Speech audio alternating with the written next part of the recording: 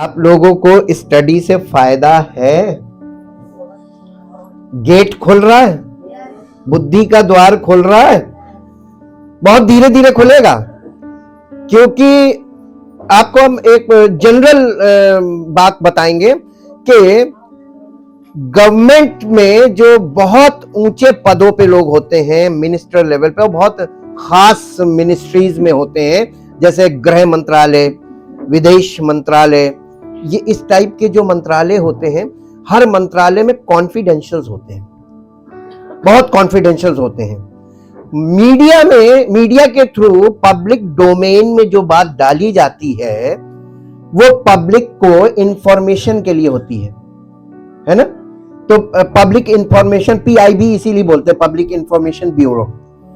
ये हर मंत्रालय में ये विभाग होता है मीडिया का, कि वो मंत्रालय के एक सेक्शन तक जाता है जहां से उसको ब्रीफ किया जाता है और वो बात वो पब्लिक डोमेन में डालता है। सीखिए स्पिरिचुअल किंगडम को आप कैसे अंडरस्टैंड करेंगे। पब्लिक डोमेन में जब कोई एक न्यूज हेडलाइन आती है, चाहे वो कानून बना है उसके विषय में हो, चाहे वो किसी मुद्दे पर हो कि ये हो गया और गवर्नमेंट इस विषय में अब काम करने जा रही है, तो वो इंफॉर्मेशन जब डाली जाती पब्लिक डोमेन में, तो आप रिएक्शंस देखिए। हर पार्टी के लोग, हर तबके के लोग, हर मजहब के लोगों का अपना अपना व्यूज निकल के आने लगता है और उसी पे बहस शुरू होती है। उसी पे जब आप शाम को टेलीविजन खोलते हैं, न्यूज चैनल्स, तो दिन भर क्या हुआ उसी के आधार पर शाम को डिबेट्स चलती हैं। वही मुद्दे होते हैं जो दिन भर के, यानी करंट अफेयर्स को डिस्कशन में लाया जाता है। लेकिन पब्लिक को भी इससे कोई मतलब नहीं, क्योंकि मैक्सिमम लोग अंडरस्टैंड ही नहीं करते, इसलिए न्यूज चैनल्स नहीं देखते। मैं आपको ऐसे ही बता रहा हूं, आंख बंद करके। आपको ये नहीं मतलब है दुनिया में क्या हो रहा है, आपको ये नहीं मतलब है हमारा पॉलिटिकल सिस्टम कहां जा रहा है, किस दिशा में हमको आपको मतलब ही नहीं है। आपको काहे से मतलब है सीरियल कौन सा आ रहा है, पिक्चर कौन सी आ रही है। आपका माइंड कहां फोकस है? Pleasures of the world.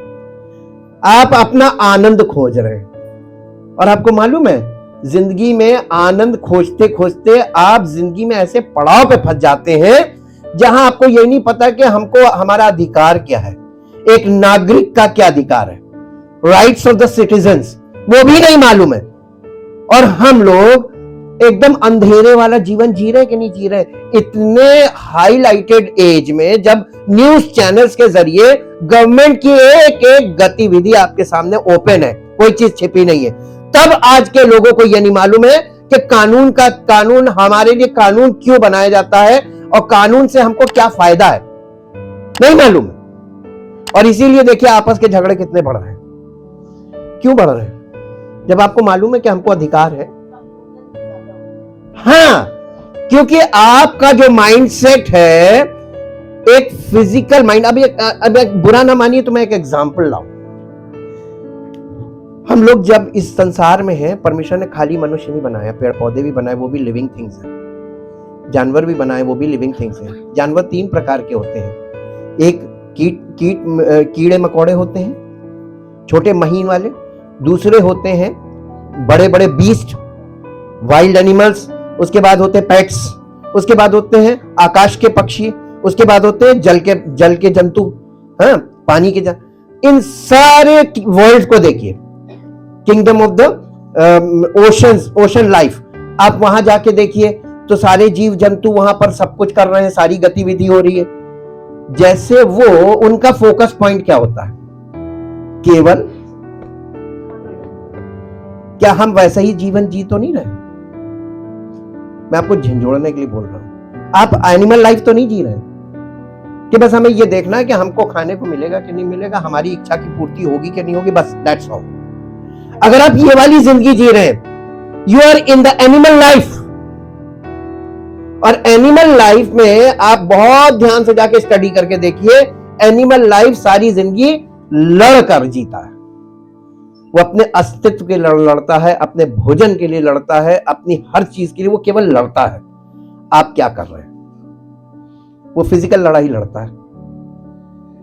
यीशु मसीह ने आकाश के पक्षी दिखाकर बात की थी पिक्चराइज किया था माइंड में कि देखो आकाश के पक्षियों को देखो, ना बोते हैं, ना काटते हैं, ना खत्तों में जमा करते हैं, फिर भी स्वर्गीय पिता उन्हें खिलाता है। तो उन्हें खिला रहा है आज तक, हमें क्यों नहीं खिला रहा?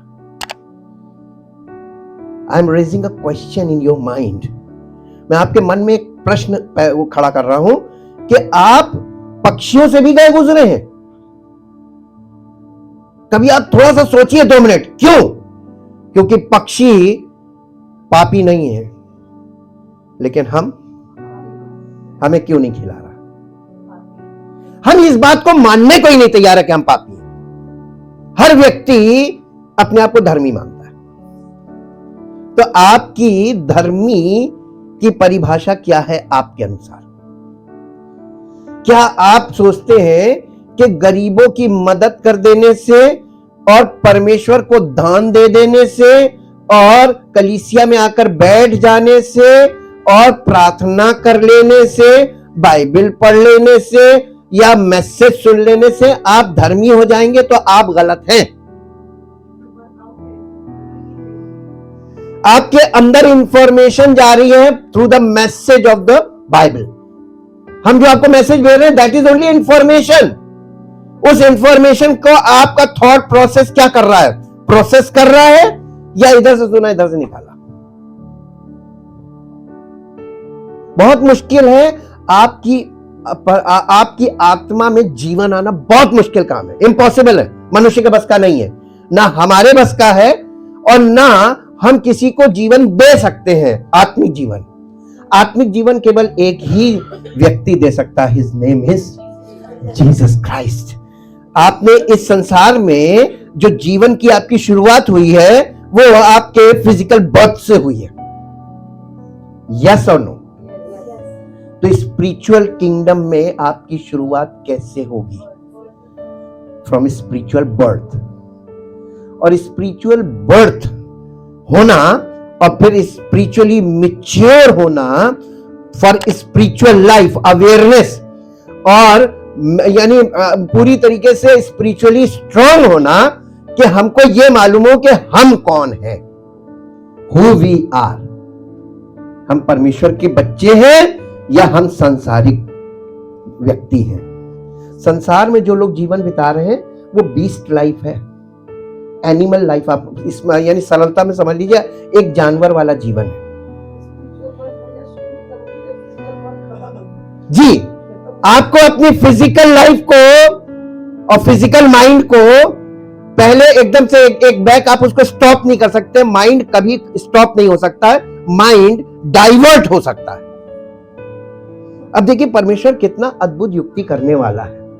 उसको इंसान को इस जिंदगी से और इस जिंदगी में लाने के लिए, to change life, he sacrifice his only begotten son Jesus Christ.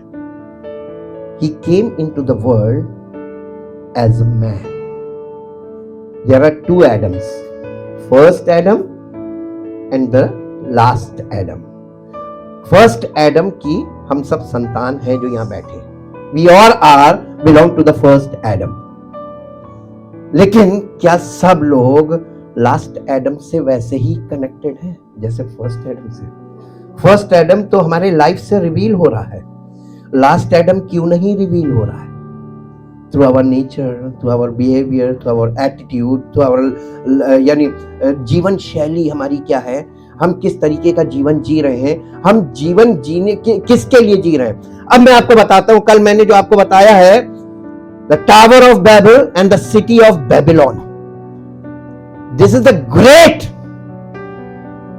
Mystery in the Bible, the mystery of Babylon.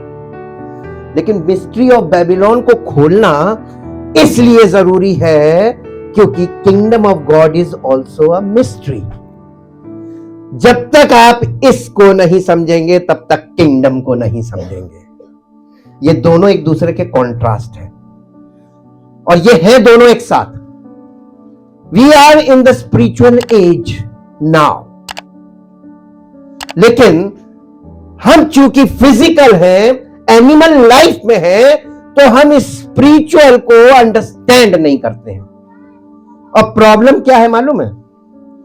मेरे साथ एक पद निकालिए जो आपको मिलेगा। मैं प्रिंसिपल्स को उठाता हूं, यानी सिद्धांत लेते हैं, उन सिद्धांतों से ही क्लियर होगा। परमेश्वर का वचन ये रहस्यमयी है। इसको आप पढ़ते तो आप इसकी भाषा पढ़ते हैं, और आप भाषा पढ़ के अगर आप अपनी उस भाषा को अपने शब्दों में इंटरप्रेट करते हैं तो आप सिन करते हैं, पाप करते हैं।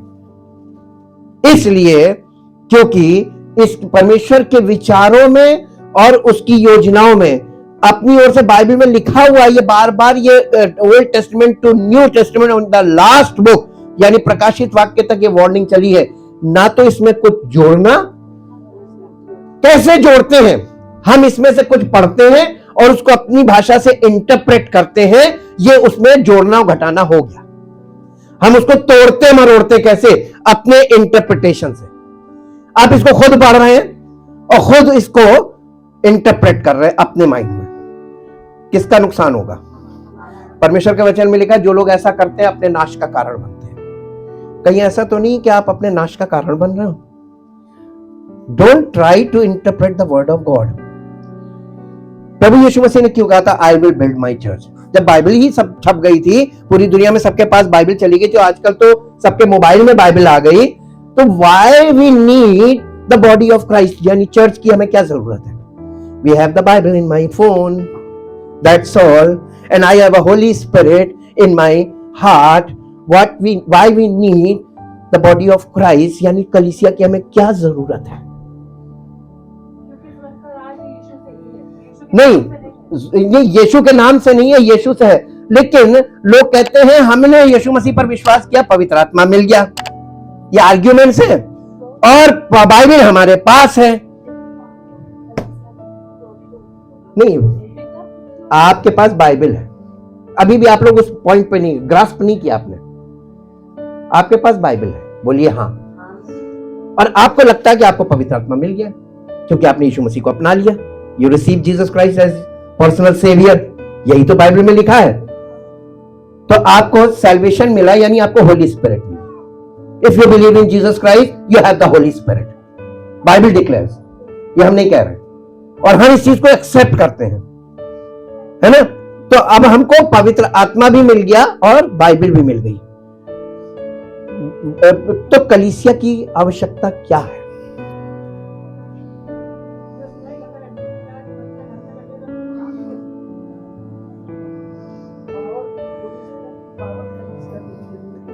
अगर बच्चा, अब देखिए हम आपको आपके लेवल पे बताते हैं, उतरना पड़ रहा हमको, हम स्टेप डाउन हो रहे हैं। हमने ये जांच लिया आपका लेवल कहां खड़े हैं आप।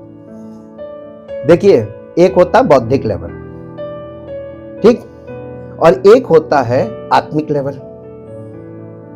आपका बौद्धिक लेवल हो सकता है हमसे बहुत अच्छा हो, आत्मिक लेवल हमको पता चल जाता है। ठीक, आप देखिए कि जब बच्चा इस संसार में पैदा होता है तो वो बच्चा जन्म के बाद खुद से खाने लगता है, खुद से, फिर उसे माँ बाप की जरूरत ही नहीं है, उसको परिवार की जरूरत ही नहीं है। बच्चे के पालन पोषण के लिए वी नीड फैमिली, बच्चे की एजुकेशन के लिए we need good education system. उसकी लाइफ को योग्य बनाने के लिए ही तो काम किया जाता है। फैमिली का काम क्या है?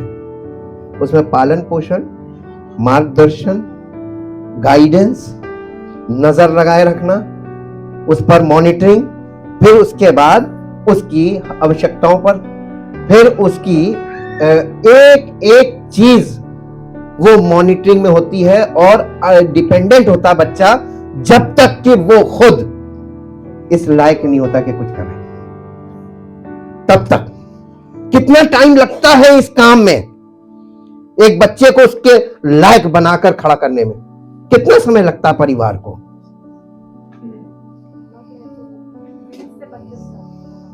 उस समय उम्र हमारी क्या हो जाती है? बच्चे के पालन पोषण करते करते, उसको योग्य बनाते बनाते हम कहां, किस पड़ाव पे चले जाते हैं? हम अपने लिए सब भूल जाते हैं उस बच्चे को तैयार करने में। एक बच्चे की बात कर रहे हैं, और जिनके पास एक से ज्यादा बच्चे होते हैं उनको कितना टाइम लगता है इस चीज से बाहर निकलने के लिए। समझ में आया? एक बच्चे को लायक बनाने के लिए अपनी पूरी जिंदगी लगा देते हैं, और अगर वो नालायक निकल जाता तो आपको कैसा लगता है? हालेलुया। परमेश्वर ने कलीसिया की स्थापना इसलिए की है कि आत्मिक बच्चों का पालन पोषण, मॉनिटरिंग, जो एक बच्चे के साथ घर में हम लोग करते हैं, माता पिता और फैमिली मेंबर्स, वही कलीसिया में स्पिरिचुअली परमेश्वर करता है। क्या जरूरी नहीं है कि आप परमेश्वर के परिवार में अगर जन्म हुआ है तो आपका परमेश्वर के परिवार में एक स्थान होना चाहिए। यू हैव अ स्पेस, और वहां पर आपको फेथफुल होना चाहिए। वहां पर आपको परमेश्वर की पवित्र आत्मा आपको एजुकेट कर रही है स्पिरिचुअल मैटर्स में, तो आपको एजुकेटेड होना स्पिरिचुअली। आपके पास एकेडमिक्स बहुत अच्छे हैं, लेकिन उसके बाद भी आप you don't know who God is, you don't know what is the will of God general, you don't know what is the will of God specifically for me. आप हमारे लिए परमेश्वर की क्या इच्छा है आपको नहीं मालूम है, और इन्हीं सब बातों के लिए आप इसके पास पूछ, उसके पास पूछ, इसके पास पूछ, उधर जा, इधर जा, उधर जा, ये करते हैं, और नतीजा आपका परिवार और आपका जीवन इन्हीं चीजों में नष्ट हो जाता है। बेबीलोन की जब वो मिस्ट्री खुलेगी तो आपको यही देखने को मिलेगा। बेबीलोन में क्या करते थे लोग, वहां पे आपको ओझा, पंडित, तांत्रिक, ये सब मिलेंगे। आप डैनियल की पुस्तक में जाके देखिएगा, एंड टाइम की बात की गई है, लेकिन उस टाइम में जो हो रहा था वही फिर एंड टाइम में होगा। And now we are in that age कि बेबीलोनियन प्रैक्टिसेस बढ़ेंगी।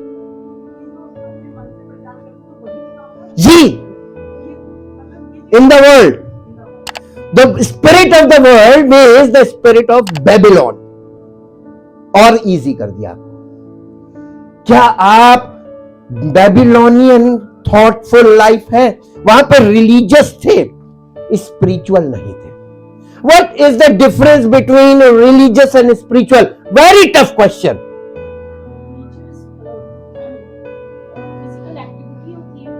हाँ, religion is always start physical and spiritual is always start spirit। हम आपको इसका ये ऑर्डर है। अब आप लोग पता नहीं क्या इस बात को समझ पाएंगे कि नहीं समझ पाएंगे। What is the meaning of order? New world order नहीं, न्यू वर्ल्ड ऑर्डर का मतलब क्या हुआ? केवल इतनी सी बात, इसको इंटरप्रेट करो। हाँ, एक नया वर्ल्ड शुरू होने जा रहा है। कब स्टार्ट हो गया है? आप कहां हैं?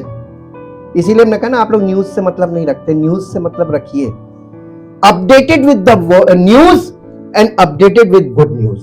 Good news means the word of God. दोनों तरफ आपको अपडेटेड रहना है। बी विजिलेंट का मतलब क्या होता है? तो किस तरीके से सावधान रहो? इन विच मैनर? इन विच मैनर? हाँ, और आप लोग कैसे जीवन है आजकल लोग जी रहे हैं? मैं चारों तरफ लोगों को देखता हूं, उनकी सेंसेस को देखता हूं, उनके थॉट को देखता हूं, उनकी जीवन शैली को देखता हूं, बहुत कष्ट होता है। प्रभु काश इनके अंदर जीवन आ जाए। ये कुछ दिनों के बाद ये बेकार हो जाएंगे। फिजिकल लाइफ 40-50 के बाद आप देखिए एकदम झूलम झूल। उनकी बातें देख लीजिए, केवल वही सड़ी बातें, सड़े विचार, जिन्हें कोई सुनने को तैयार नहीं। उनके अपने बच्चे नहीं सुन रहे, मोहल्ले में किसी कोई नहीं सुनता उनकी।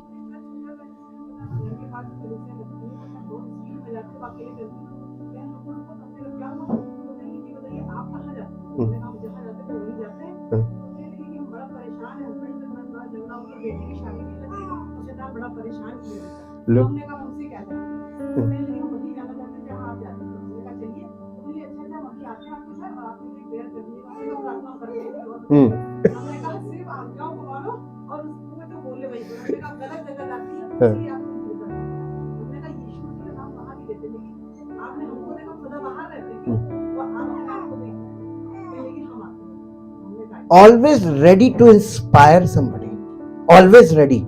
अगर आप इस चीज के लिए तैयार नहीं, इसका मतलब आप किंगडम में नहीं है। आप संसार में होंगे तो आप कभी भी अवेलेबल नहीं होंगे लोगों के लिए।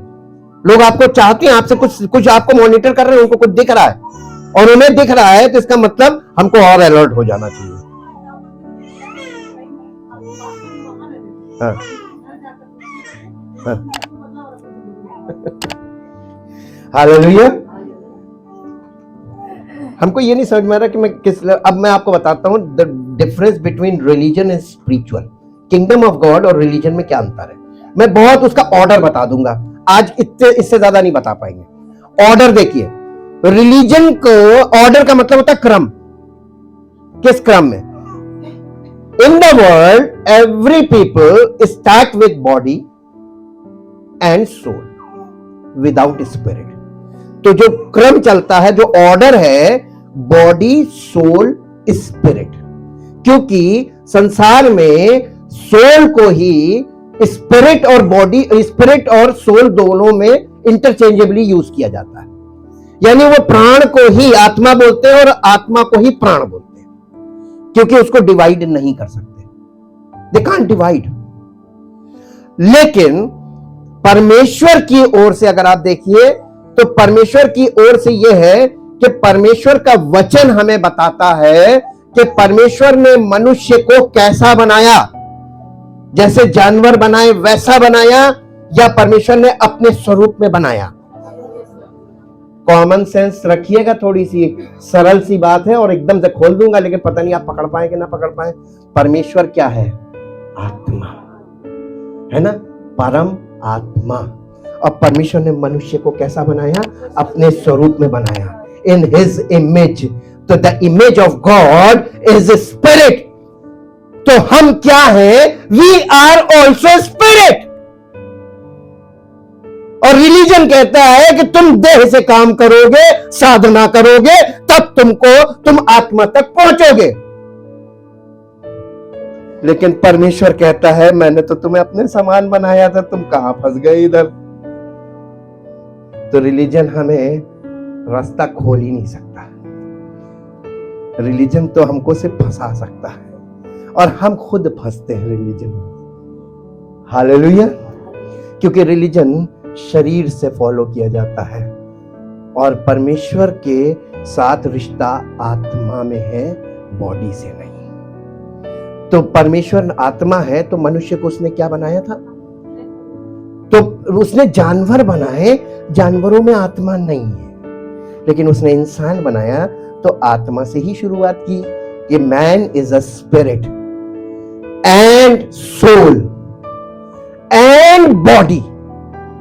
तो मनुष्य की आत्मा में प्राण है, यानी जीवन है, और उसका इन दोनों चीजों का जो खोल है या घर है वो है शरीर।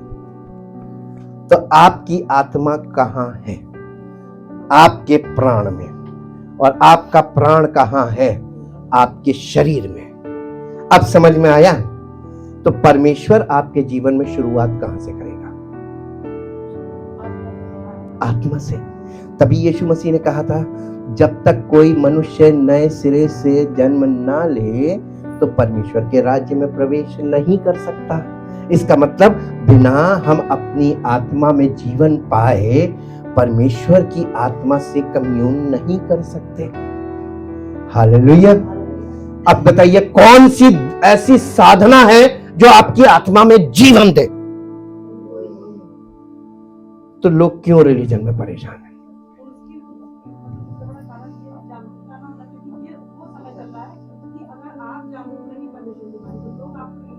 यस, ये रिलीजन हमारे चारों तरफ है और ये आपके शरीर को कांटेक्ट करेगा, because we are in the world and body is the place जहां हम संसार से संपर्क करते हैं। बाहरी आंगन, याद रखिएगा, बैकग्राउंड में मैं टेंपल लेकर चल रहा हूं। बाहरी आंगन, तो ये शरीर क्या है? आंगन वाला स्थान। परमेश्वर के वचन में ये क्यों लिखा हुआ है कि क्या तुम नहीं जानते कि तुम्हारा, तुम्हारा शरीर पवित्र आत्मा का मंदिर है? तो पवित्र आत्मा मंदिर के बाहर रहता है कि मंदिर के अंदर? यीशु मसीह इसीलिए बार बार चौड़ा गेट और सकरा मार्ग दोनों की बात क्यों कर रहा था? वो अंदर की बात कर रहा है। किंगडम तुम्हारे अंदर होगा, किंग तुम्हारे अंदर होगा, परमेश्वर का आत्मा तुम्हारे अंदर होगा, बाहर से कोई मतलब नहीं। और ये शरीर दिन भर गंदा होगा क्योंकि we are in the world. तो वर्ल्ड में आप शरीर को साफ नहीं रख सकते, इसको आपको बार बार साफ करना पड़ेगा। तो जब आप काम करते हैं तो शरीर गंदा होता है और होना चाहिए। शरीर गंदा हो रहा है इसका मतलब काम कर रहे हैं, है ना? और अगर आपका शरीर गंदा आज तक नहीं हुआ तो इसका मतलब आप शरीर के साथ बहुत कॉन्शियस है, गंदा ना हो, गंदा ना हो, इसका मतलब आप काम नहीं करना मांगते। बर्तन कौन धोएगा?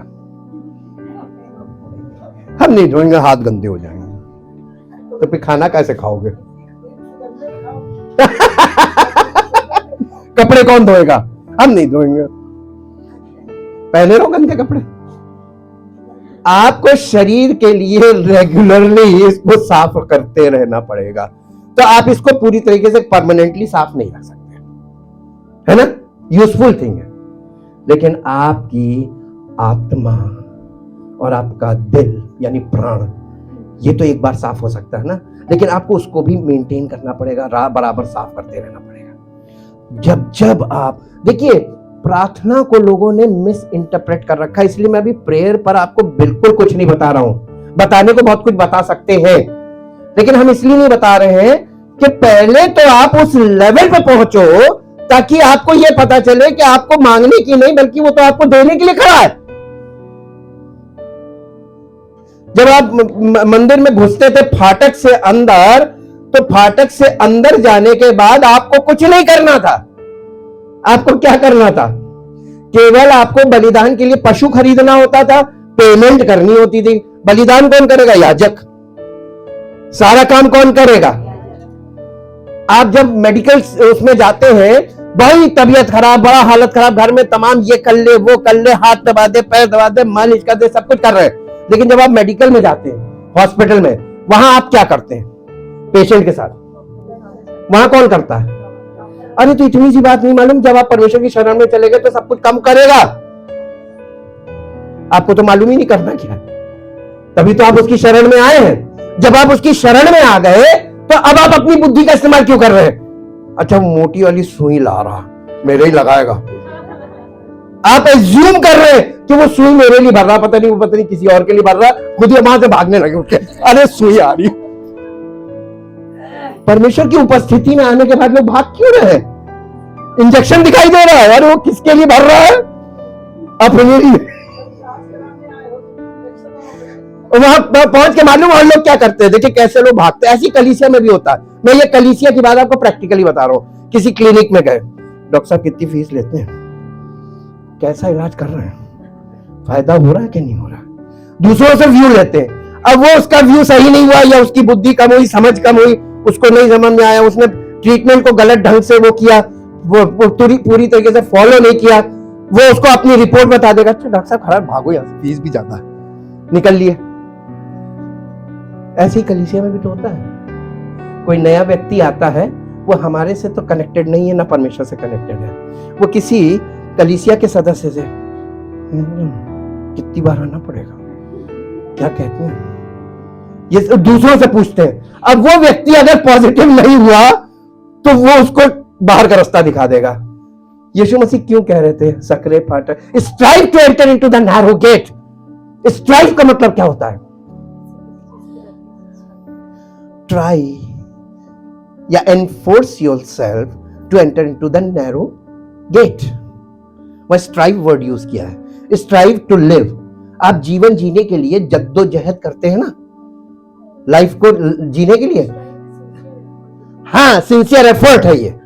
आप उसी तरीके से एक समझदारी वाला एफर्ट कीजिए, प्रयास कीजिए कि आप परमेश्वर के राज्य के अंदर प्रवेश करें। परमेश्वर को अलाउ कीजिए कि परमेश्वर आप मुझसे क्या चाहते हैं। हर समय आपने देखिए, जब हम संसार में होते हैं तो हमने लोगों को देखकर एक चीज सीखी, मांगते रहो। लेकिन हमारा परमेश्वर मांगने यानी भिखारी नहीं बनाता है, वो ये नहीं कहता मांगो। You are children, if you are a children of God you are the heirs, आप उत्तराधिकारी हैं। तो परमेश्वर हमें अपने राज्य में उत्तराधिकारी वाला रास्ता दिखा रहा है और हम मांगने वाली भीड़ में खड़े, दे दे, बाकी चीजें आपसे आप मिलेंगी। तो ऑफर किया है परमेश्वर ने अपना राज्य, और अगर तुम इस पे फोकस करोगे तो बाकी सब चीजें, वो चीजें क्या है मालूम है, वो सब फिजिकल है। रोटी, कपड़ा, मकान, दुकान, काम, सब कुछ ये क्या है मालूम है, ये कहां से मिलेगा? अपने आप मिलेगा। कौन देगा? All thing is provided, everything is provided, but when condition, नहीं, राज्य को खोजो, start to search the kingdom of God, परमेश्वर के राज्य को खोजना शुरू करो। और कलीसिया में बहुत से लोगों ने शुरू कर दिया है।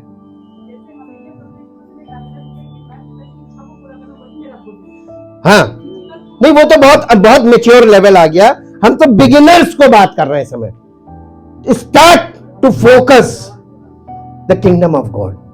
वो अगर आपने फोकस कर लिया, आप लालची बन के आएंगे कि आज हम जा रहे हैं, आज ये मांगेंगे हमें प्रभु देना, तब हम तुम पर विश्वास करेंगे। वो कहेगा कभी नहीं दूंगा, कभी नहीं दूंगा, क्योंकि आज दिया तो सारी जिंदगी तू यूं करेगा, और मैं तुझे ये नहीं बनाना मांगता हूं, मैं तुझे ये बनाना मांगता हूं, देने वाला।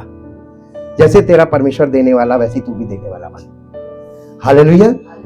जब आप परमेश्वर के राज्य में आते हैं तो परमेश्वर का राज्य में लोगों को ये यानी एबिलिटी दी जाती है, कैपेसिटी दी जाती है कि वो दे, तभी तो किंगडम वाले हैं। और लेने वाले कहां हैं? Out of the kingdom. Thank you Jesus. मैं आपसे रिक्वेस्ट करता हूं कि एक वर्स निकालिए जो आपको मिलेगी यूहन्ना रचित सुसमाचार 15 अध्याय, 15 अध्याय का पहले पद से पढ़िए। यीशु मसीह कह रहा, सच्ची दाखलता मैं हूं और मेरा पिता किसान है, जो डाली मुझ में है और नहीं फलती उसे वो काट डालता है, और जो फलती है उसे वो छांटता है। इसमें आपको कोई वायदा नजर आ रहा है कि परमेश्वर ने कोई वायदा किया? फिर ये क्या, आप इसको क्या बोलेंगे जो अभी तक पढ़ा गया? दिस इज एन इंफॉर्मेशन, ये हमारे लिए जानकारी है। ठीक, आगे, ताकि और फले। तुम तो उस वचन के कारण जो मैंने तुमसे कहा है। देखिए, जब आप परमेश्वर का वचन सुनते हैं तो परमेश्वर आपको वचन के सुनने और मानने से शुद्ध करता है। तो परमेश्वर का वचन सुनने वाले लोगों का माइंड शुद्ध होता है। ठीक, आगे। अब यहां से शुरू हुआ। यीशु मसीह अपील कर रहा है कि तुम मुझ में बने रहो, तुम मुझ में बने रहो और मैं तुम में। दोनों साइड से है। अब आप ये कहिए कि यीशु मसीह में हम कैसे बने रह सकते? यीशु मसीह तो है नहीं, तो यीशु मसीह की देह तो है, बॉडी ऑफ क्राइस्ट। चर्च का मतलब बिल्डिंग नहीं है, चर्च का मतलब है बॉडी ऑफ क्राइस्ट। और संसार में लोग चर्च किसको कहते हैं?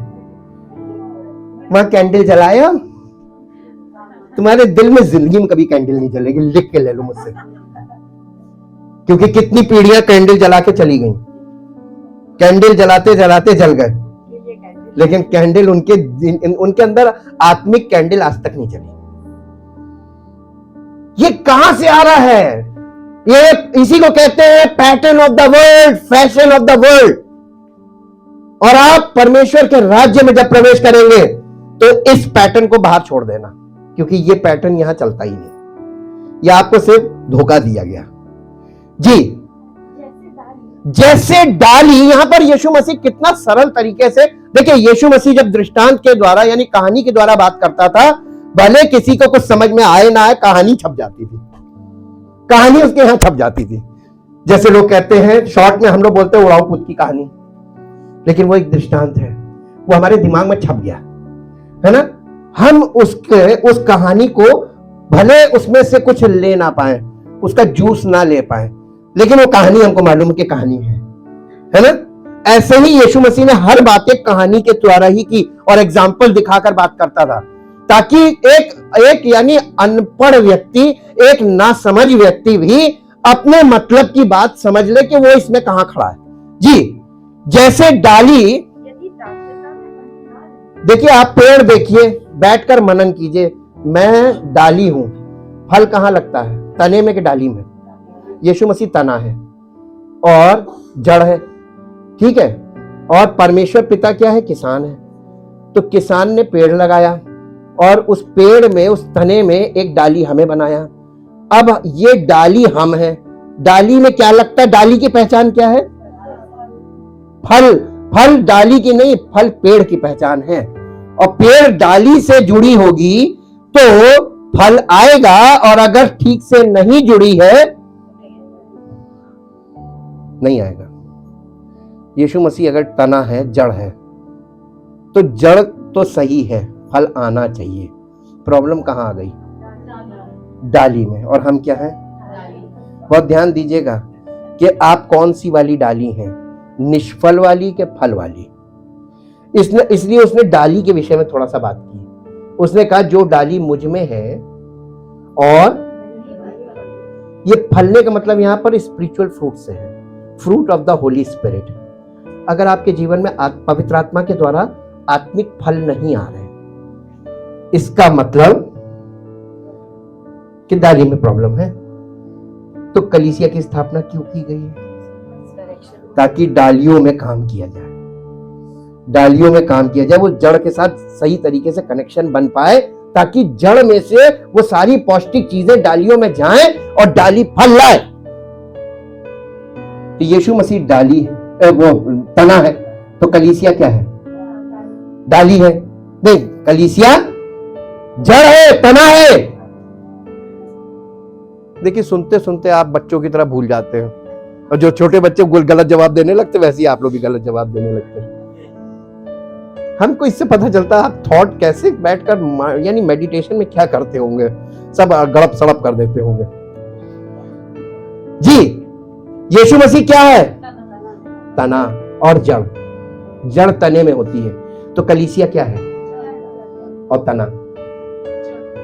जड़ और तना। जड़ अंदर वाला पार्ट है, तना एक्सटर्नल, वो बाहर दिखाई देता है।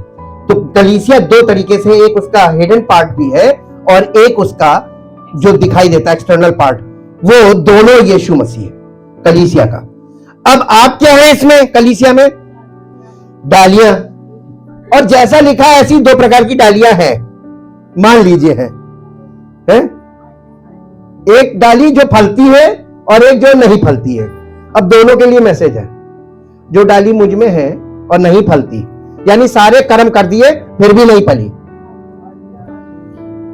क्यों काटा? ताकि वहां से दूसरी निकल आए, जगह खाली हो। जी, तो हमको बहुत बड़ी जगह की जरूरत नहीं है, कलीसिया को बहुत बड़े स्पेस की जरूरत नहीं है, क्योंकि यहां पर कटनी छटनी भी चलेगी। इसलिए एक लिमिटेड स्पेस में भी कलीसिया यीशु मसीह अपनी बनाएगा। स्पेस लिमिटेड होगी तब भी काम होगा। ठीक, आगे। जैसे डाली यदि दाखलता में बनी ना, अगर दाखलता में बनी ना रहे, अपने आप से नहीं फल सकती। क्यों नहीं फल रही थी? जो डाली मुझ में नहीं फलती, इसका मतलब ये कि यदि वो ये तने के साथ, जड़ के साथ वो सही तरीके से बनी ना रहे। क्या आप कलीसिया में पिता, पुत्र, पवित्र आत्मा और वचन और आपस में दूसरे विश्वासियों के साथ बने हुए हैं या नहीं? You are concerned with Jesus Christ, you are concerned with God the Father, the love of the Father, the grace of Jesus Christ, and the fellowship and communion with the Holy Spirit in the Word of God. अगर ये नहीं है तो आप kingdom में नहीं, आप फल नहीं लाएंगे, और फल नहीं का मतलब किंगडम में नहीं। जी, वैसे ही तुम भी, यीशु मसीह कह रहा है, वैसे ही दिखा के बात कर रहा है, डाली दिखा के, वैसे ही तुम भी अगर मुझ में यानी बॉडी ऑफ क्राइस्ट में, कलीसिया में बने ना रहो तो नहीं फल सकते। इसको इंग्लिश में पढ़ दो बेटा। यदि तुम वैसे ही तो मेरे साथ बने ना रहो तो अपने आप से फल नहीं ला सकते। Dwell in me and I will dwell in you, live in me and I will live in you, just as no branch can bear fruit of itself without abiding in, being vitally united to the vine, neither can you bear fruit unless you abide in me. Abide को और दूसरा एक और word बताइए, abide की जगह दूसरा word क्या आ सकता है? नहीं, ड्वेल भी आ गया, अबाइड और ड्वेल दोनों है। अब एक और बताइए, नहीं तो मैं बताऊंगा। If you remain in me, remain का मतलब क्या है? आपको रिमेन, ये बहुत जरूरी पार्ट है। और हम लोग जीवन में, घर में और व्यक्तिगत तौर पे प्रभु प्रभु कर सकते हैं,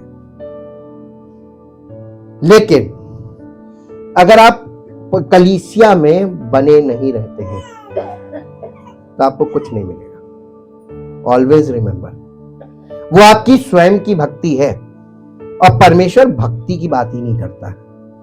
ये पैटर्न ऑफ द वर्ल्ड है। और आप वर्ल्ड में देखिए, सब लोग अपनी अपनी भक्ति करते हैं। इसको कहते हैं सेल्फ राइचियसनेस, स्वयंभू भक्त, स्वयंभू भक्त। और ये स्वयंभू भक्त से हमारा पूरा देश भरा हुआ है, अब तो पूरी दुनिया में फैल गया। ये भी एक ऑर्डर है, लेकिन ये बॉडी सोल स्पिरिट वाला ऑर्डर है, स्वयंभू भक्त वाला। लेकिन परमेश्वर इसके ऑपोजिट चल रहा है, एकदम total opposite. God start from spirit, then soul and then body. अब हम आपको बताना मांगते हैं, हमने आपको इतनी बातें क्यों बताई? क्योंकि जब आप प्रभु यीशु मसीह पर विश्वास करते हो, उसको अपना उद्धारकर्ता स्वीकार करते हैं, तो ये तो सत्य है कि आपको पापों की क्षमा मिल जाती है और आपको पवित्र आत्मा भी मिल जाता है, क्योंकि आपको, आपकी आत्मा को पवित्र आत्मा से वो सील कर देता है। अब आपकी आत्मा को कोई टच नहीं कर सकता, क्योंकि ओनर ने उसको जिंदा भी किया और उसको सील कर दिया। क्यों सील किया? नहीं, क्यों सील किया? डर क्या है? अब एक छोटा बच्चा जो अभी पैदा हुआ है, उसको आप अगर सुरक्षित नहीं रखेंगे, केयर नहीं करेंगे, फीड नहीं करेंगे, तब तक उसको बहुत केयरफुली रखना पड़ता है। परमेश्वर के राज्य में हम जब जन्म लेते हैं, हमारी आत्मा जिंदा होती है, यूं कह लीजिए, तो परमेश्वर उसे सील कर देता है। जल्दी से मेरे साथ निकालिए इफिसियों की पत्री, इफिसियों की पत्री, उसका पहला अध्याय 11 पद से पढ़िए जल्दी से। उसी में जिसमें हम भी उसी की, बल्कि इसको बेटा यहां से पढ़ लो 3 पद से, ताकि कॉन्टेक्स्ट पूरा कंप्लीट हो जाए। मसीह में आत्मिक आशीष है, हमारे प्रभु यीशु मसीह के परमेश्वर और पिता का धन्यवाद हो कि उसने हमें, यानी कलीसिया के लोगों को, मसीह में स्वर्गीय स्थानों में सब प्रकार की आत्मिक आशीषें दी है, ऑलरेडी गिवन जी। जैसा उसने हमें जगत की उत्पत्ति से पहले किसमें? मसीह में चुन लिया। आप पैदा भी नहीं हुए थे, उससे पहले आपको मसीह में चुन लिया गया कि हम उसके निकट, परमेश्वर के निकट प्रेम में पवित्र और निर्दोष हो और अपनी इच्छा के भले अभिप्राय के अनुसार हमें अपने लिए पहले से ठहराया कि यीशु मसीह के द्वारा हम उसके लेपालक, का मतलब क्या होता है? गोद लिए हुए बच्चे हों, यानी जैसी पैदा हो वो गोद ले ले जी। कि उसके उस अनुग्रह की महिमा, उसके उस अनुग्रह की महिमा की स्तुति हो जिसे उसने हमें उस प्रिय में, सेतमेत का मतलब विदाउट एनी फिजिकल वर्क, जी, हमको उसमें उसके लहू के द्वारा छुटकारा अर्थात अपराधों की क्षमा उसके उस अनुग्रह के धन के अनुसार मिला है, जिसे उसने सारे ज्ञान और समझ सहित हम पर बहुतायत से किया, क्योंकि उसने अपनी इच्छा का भेद उस भले अभिप्राय के अनुसार हमें बताया, जिसे उसने अपने आप में ठान लिया था समयों के पूरे होने का ऐसा प्रबंध हो कि जो कुछ स्वर्ग में है और जो कुछ पृथ्वी पर है सब कुछ क्या करें? मसीह में एकत्रित हो जाए। आप मसीह से बाहर कुछ नहीं आपको मिलना है, आपको मसीह में एकत्रित होना है। और ये मसीह में का मतलब कलीसिया की बात कर रहा है जी, उसी में जिसमें हम भी उसी की मनसा से, जो अपनी इच्छा के मत के अनुसार सब कुछ करता। परमेश्वर आपकी इच्छा कभी नहीं पूरी करेगा, झूठी दिलासा नहीं। आपकी इच्छाएं फिजिकल है और फिजिकल इच्छाएं आपको फिजिकल लाइफ में ले जाकर पड़ाव में फंसा देती है। आज दुनिया में झांक के देख लिए सब लोग फिजिकल इच्छाओं में कैसे फंसे हुए हैं जी। पहले से ठहराए जाकर मिरास बने। परमेश्वर हमारे लिए मिरास लेके खड़ा है जी, कि हम जिन्होंने पहले से मसीह पर आशा रखी थी, उसकी महिमा की स्तुति के कारण हो, और उसी में तुम पर भी जब तुमने सत्य का वचन, यानी परमेश्वर का वचन जो सत्य है, यीशु मसीह का वचन सुना। सत्य यानी यीशु मसीह का मैं सत्य हूं ना, मार्ग सत्य और जीवन मैं ही हूं। और जब तुमने सत्य का वचन सुना, यानी जब तुमने यीशु मसीह का वचन सुना, तो क्या हुआ? जो तुम्हारे उद्धार का सुसमाचार है, आपने सुना, सुनने के बाद कुछ लिखा, कोई वायदा लिखा कि पूरा हो गया, उसको फिर विश्वास। अरे ये तो बहुत कठिन काम है। सुनते सुनते आपको 10 साल के बाद समझ में आएगा कि विश्वास करना क्या है जी।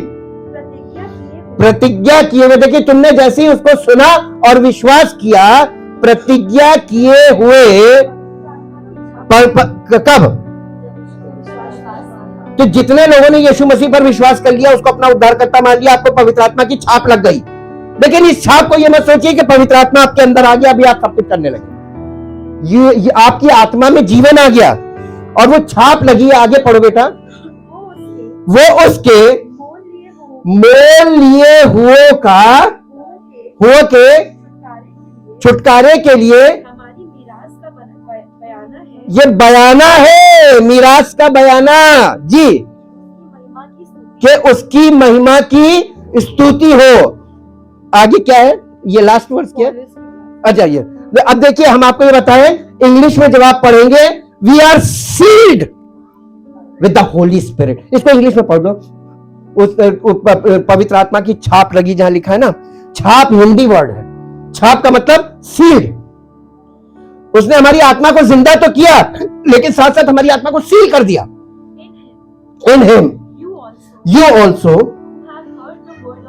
who have heard the word of truth, the glad tidings, gospel of your salvation, and has believed in and adhered to and relied on him, were stamped with the seal of the long promised Holy Spirit. You are sealed with the Holy Spirit. तुम्हारी आत्मा को उसने जीवन दिया, उसको जिंदा कर दिया और उसके साथ साथ सील कर दिया। मालूम क्यों? मालूम क्यों? तुम्हारे जीवन में जो कुछ भी अंदर जाएगा तुम्हारे प्राण में जाएगा और शरीर में जाएगा, तुम्हारी आत्मा को छू नहीं सकता। तो पहली सिक्योरिटी तो आपकी जीवन में पूरी कर दी उसने, यीशु मसीह को ग्रहण करते ही। लेकिन अब दो पार्ट बचे हैं। बॉडी हमारी डेथ के अंडर है और प्राण हमारा पाप के कंट्रोल में है। आत्मा में जीवन तो आ गया है, लेकिन अब आपकी आत्मा को इतना मजबूत करना है कि आपको मृत्यु पर और पाप पर दोनों पर जयवंत करना है। This is the plan of God. यीशु मसीह ने क्रूस पर पाप पर जय पाई, पाप की शक्ति को हराया और उसके बाद उसने पुनरुत्थान के द्वारा मृत्यु पर जय पाई। हालेलुया। और अब यीशु मसीह ने हमारी आत्मा को तो सील कर दिया कि ये ग्रो करे और ये स्पिरिचुअली इतना ग्रो हो कि ये आत्मा पाप की शक्ति पर और मृत्यु पर जयवंत हो। तो हम अनंत जीवन के वारिस बन गए कि नहीं? तो हमें इन दोनों चीजों में यानी प्राण और शरीर को हराना है अपनी आत्मा से। इसीलिए कलीसिया में आपको मैच्योर किया जाता है स्पिरिचुअली, ताकि आप स्पिरिचुअली मैच्योर हो to overcome the power of sin. आत्मा की शक्ति क्या है मालूम है? व्यवस्था। और मृत्यु पर यीशु मसीह जयवंत हो गया है, उसने मृत्यु को हरा दिया। तो हमें मृत्यु कुछ नहीं कर सकती हमारा, और पाप हमारा कुछ नहीं बिगाड़ सकता अगर हम मसीह में हैं तो। लास्ट में एक वर्ष निकालिए, इसके बाद हम प्रार्थना में चलेंगे। पहला कुरिन्थियों 15 अध्याय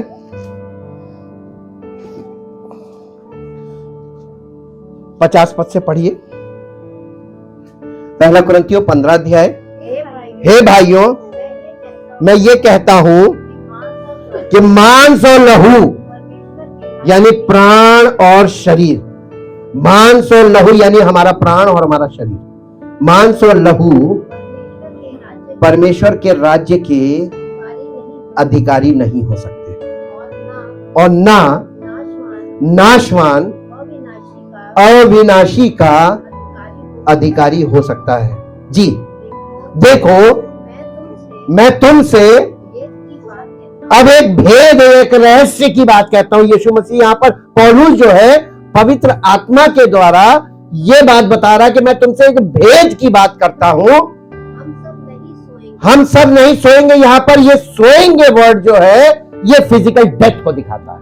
संसार में physical death the end of life है, पर मसीह में ये फिजिकल डेथ सोना है,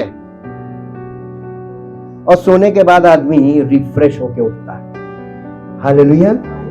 तो ये दी एंड नहीं है, ट्रांसफर ऑफ लाइफ है। जी, परंतु सब बदल जाएंगे और ये क्षण भर में पलक मारते ही, अंतिम तुरही फूंकते ही होगा। ऐसा होगा, एक इवेंट आने वाला है, उसी के लिए कलीसिया के द्वारा लोगों को स्पिरिचुअल प्रिपेयर किया जा रहा है। जी, क्योंकि तुरही फूंकी जाएगी और मुर्दे, यहां पर खुला लिखा है डेड, मुर्दे लोग यानी मसीह में जो मरे हुए हैं, फिजिकल डेथ हो गई है। पहले कौन प्रकट किए जाएंगे? जो मसीह में मर चुके हैं, पहले वो प्रकट किए जाएंगे। मुर्दे अविनाशी दशा में उठाए जाएंगे और जो जीवित होंगे उस समय और मसीह में होंगे, बिल्कुल एकदम स्पिरिचुअल बॉडी में प्रकट हो जाएंगे। हालेलुया। ये बॉडी, फिजिकल बॉडी स्वर्ग नहीं जा सकती। Thank you Jesus. आपको मसीह कलीसिया में क्यों रखा है? परमेश्वर की योजना क्या है ये मैंने आपको बताया। आपके लिए कलीसिया के द्वारा वो आपको क्या बनाना चाह रहा है। और आज लोग कलीसियाओं में यूं कर रहे हैं, दे दे दे दे दे दे दे दे। जिस जगह पे आपको लगता है लिखा है मांगो तो तुम्हें दिया जाएगा, आपने उसको गलत इंटरप्रिटेशन ले लिया है। वहां पर ये नहीं लिखा है कि मांगो तो दिया जाएगा। किस कॉन्टेक्स्ट में लिखा है आपको मालूम है? उसी के बाद उसने कहा था चौड़ा मार्ग और सकड़े मार्ग की बात उसी के बाद होगी। उसमें खटखटाना भी है। तो किस संदर्भ में क्या बोल रहा था, क्या मांगने को बोल रहा वहां पे? याकूब में जब जाते हैं उसके पहले अध्याय में तो लिखा है जिसके पास बुद्धि की घटी हो तो वो परमेश्वर से मांगे। क्या मांगना है हमको? सुलेमान ने क्या मांगा था? और जो उसने नहीं मांगा था, धन दौलत यश कीर्ति, वो सब परमेश्वर ने उसको अलग से दिया था। उसने मांगा क्या था? बुद्धि से भरा मन। उसी कॉन्टेक्स्ट में वो लिखा गया है, मांगो तो तुम्हें क्या? परमेश्वर से अनुग्रह मांगो तो अनुग्रह देगा। उसके पास क्या है? हम लोग उससे मांग क्या रहे हैं? क्या मांगते हैं लोग ज्यादातर? बताइएगा ईमानदारी से। पैसा। वहां पे कहां पैसा छपता है?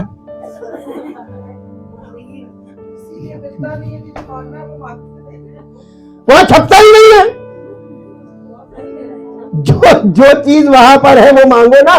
इसीलिए परमेश्वर के वचन में लिखा है कि अगर कोई व्यक्ति परमेश्वर की इच्छा के अनुसार परमेश्वर से कुछ मांगता है तो उसे मिलता है। आज दुनिया में कलीसिया में लोग मांग रहे हैं और जिस तरीके से और जिस चीजें मांग रहे हैं, क्या परमेश्वर के वचन के अनुसार देखिए तो वो क्या सही कर रहे हैं? गलत। गलत। परमेश्वर कभी आपके मांगे से कुछ नहीं करेगा। हाँ, वो विशेष है।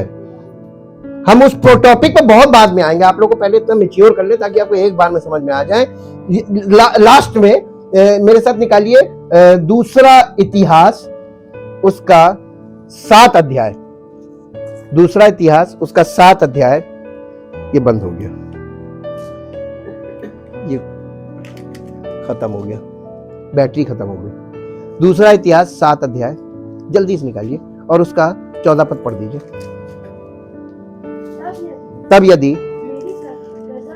मेरी प्रजा के लोग जो मेरे कहलाते हैं दीन होकर प्रार्थना करें, और देखिए, तब यदि मेरी प्रजा के लोग दीन होकर प्रार्थना करें, मेरे दर्शन के खोजी होकर, पहले क्या करना है? प्रार्थना का मतलब क्या है?